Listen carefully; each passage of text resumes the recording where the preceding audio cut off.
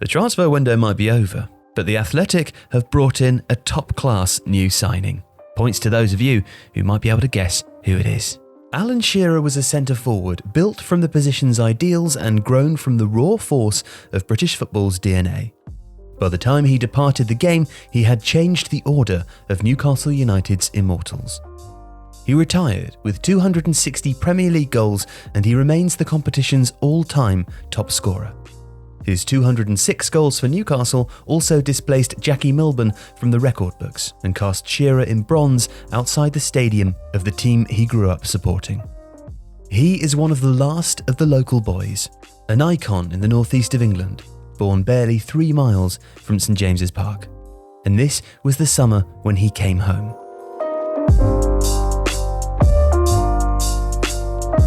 "1996 was an important waypoint in English football history. The Premier League was only 4 years old, but already the influx of broadcasting money had begun to improve the domestic landscape. The Taylor Report had mandated all-seater stadiums in the top flight, and up and down the country, grounds were being developed and modernised. Added to which, B-Sky B's investment had begun to attract a growing cast of global stars, players from the game's top shelf, and they lent English football a credibility it hadn't enjoyed for most of the previous decade. And Shearer's rise coincided with that burgeoning status. In fact, his excellence was one of the few constants during a period of great fluidity. Having joined Blackburn Rovers in time for the first Premier League season, he scored at a remarkable rate. 16 in his first year, 31 in his second, and 34 in 42 games in his third, as Kenny Dalglish's side outlasted Manchester United to win the title.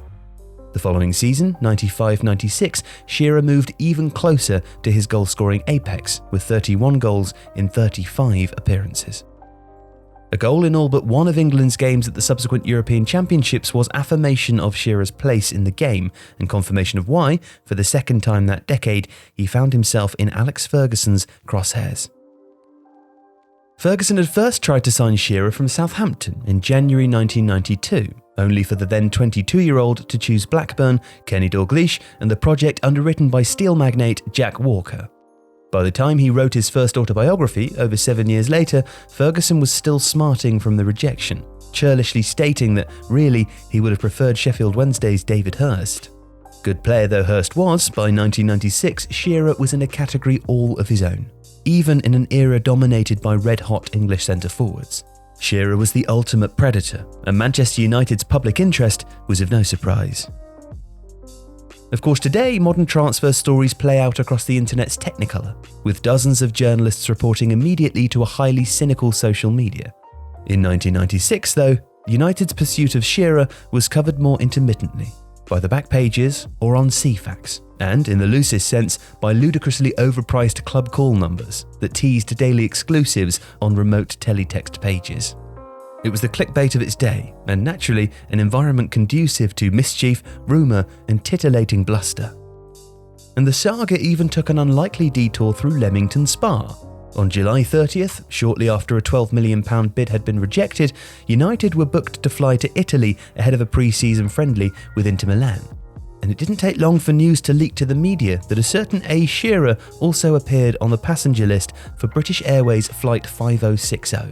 Or for a hungry media to giddily report the clearest indication yet that United had won the transfer race. But not so fast.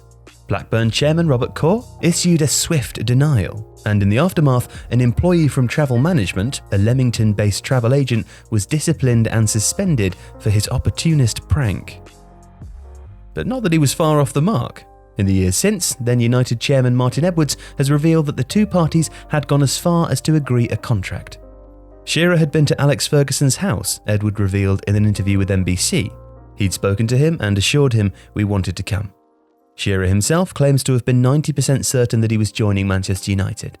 He had asked Ferguson for the number 9 shirt, and that had been fine. He'd also asked about taking penalties, but with Eric Cantona still imperious from the spot, that had been less so. But the bigger obstacle was Jack Walker. Walker was so eager to keep Shearer that he offered to make him a player-manager at just 25. He was also determined not to sell to Manchester United, a fellow Lancastrian club specifically. And while the world transfer record at the time was Ronaldo's £13.2 million move between PSV and Barcelona, and Shearer would eventually be sold for £15 million, any deal with United would be subject to a heavy tax. In his autobiography, Kevin Keegan revealed that Walker would not have sold Shearer for anything less than £20 million, an unimaginably large fee in the mid-90s. But while United's pursuit of Shearer continued to dominate the news cycle, Newcastle had been busy in the background. Keegan recalls their first meeting before a Bryan Adams concert in Huddersfield, to which Shearer arrived in a baseball cap and dark glasses. A first meeting became a second, this time at a Crewe farmhouse owned by England midfielder David Platt. Keegan and a phalanx of Newcastle directors pitched their vision in the morning, Ferguson and his United cohort in the afternoon. The key, remembered Keegan, was persuading him to devote the best years of his professional life to Newcastle. And of course he succeeded in doing exactly that. Shearer phoned Ferguson to inform him of his decision, trying 3 times before leaving a voicemail to explain that he was heading home. He never heard back. The most expensive transfer in the history of the game was national headline-leading news. When Shearer was unveiled to the Newcastle fans on a damp day outside St James's Park, locals gathered in their thousands, in a febrile mess in front of the ground. Local children hung out of trees and grown men chanted his name as Shearer took to a makeshift stage with Keegan and Sir John Hall. "I'm one of yous," he told them, in his thick Geordie accent, before the theme from Local Hero began to play and the rain continued to fall.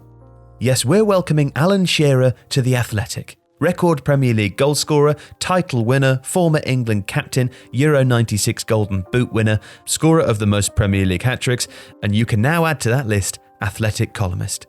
Alan is joining our team to provide us with the insight that even our talented team of writers can't. What's it like to score a goal for your country? What does it feel like to hit a bad patch of form? How do you mentally get the better of an opponent? And what does it really mean when a manager has lost the dressing room?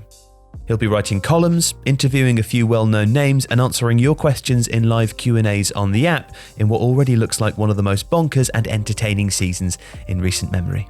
And if you sign up with Tifo's link today, you can get The Athletic with an introductory offer of £1 a month. So use the link in the description, sign up now, and thank you for watching today's video.